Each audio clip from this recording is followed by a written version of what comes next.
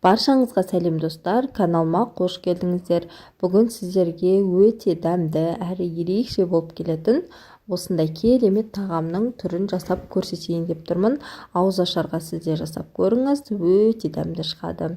Бұл тағамды жасау үшін алдымен бізге бір жұмыртқа қажет болады және оның үстіне салқын суымызды қосып, тұзды қосып, тұзы ерігенше кішкене араластырып аламыз. Одан соң үстінен еліктен өтіп дайын тұрған ұнымызды қосып, қолымызбен жақсылап қамыр илеп шығатын боламыз.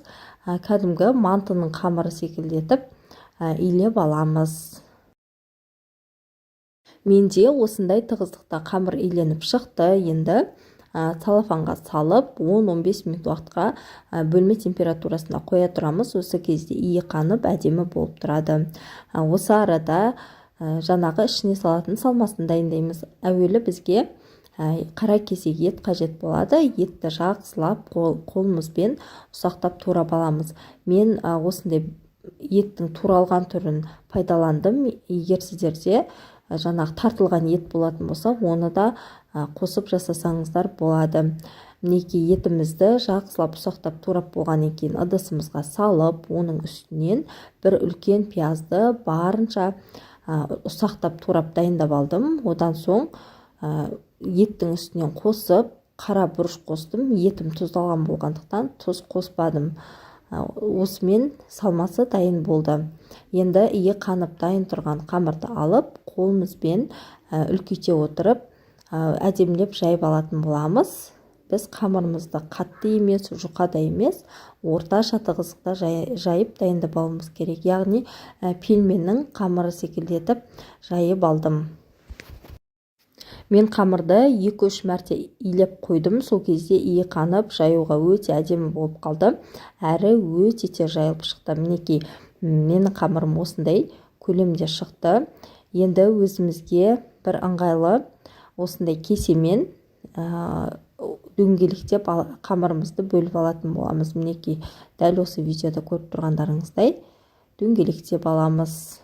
Сол кезде біздің тағамымыз өте әдемі болып түйіліп шығатын болады.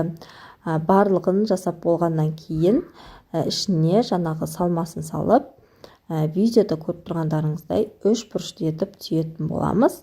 Және ортасы осылай кішкене ашықтау болады. Достар, егер сіз мен каналыма тіркелмеген, жаңадан қарап отырған көрермен болсаңыз, подписаться батырмасын басып, каналыма тіркеліп алуды ұмытпаңыз.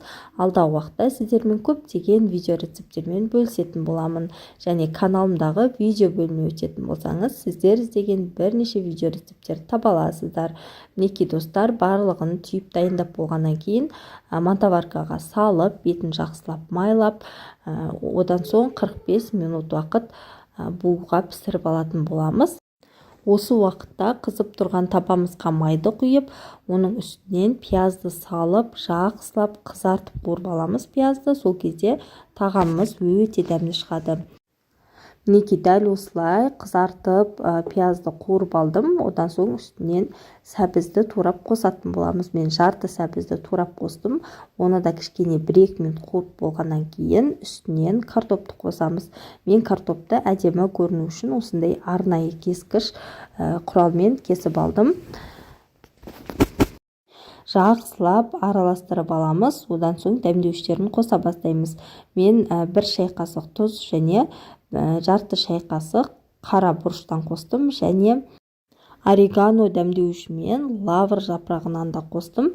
Барлық дәмдеуіштерімді қосып болғаннан кейін жақсылап бір араластырып аламыз. Одан соң үстінен жарты бокалдай су құйып, астын баяу етіп қойып, бетін жауып, жарты сағат уақыт картопы піскенше пісіріп алдым. Осы арада екеуі бірдей пісіп қалды. Мінекей, піскен тағамымызды ыдысымызға әдемілеп орналастырып, ас көктерін қоса бастаймыз.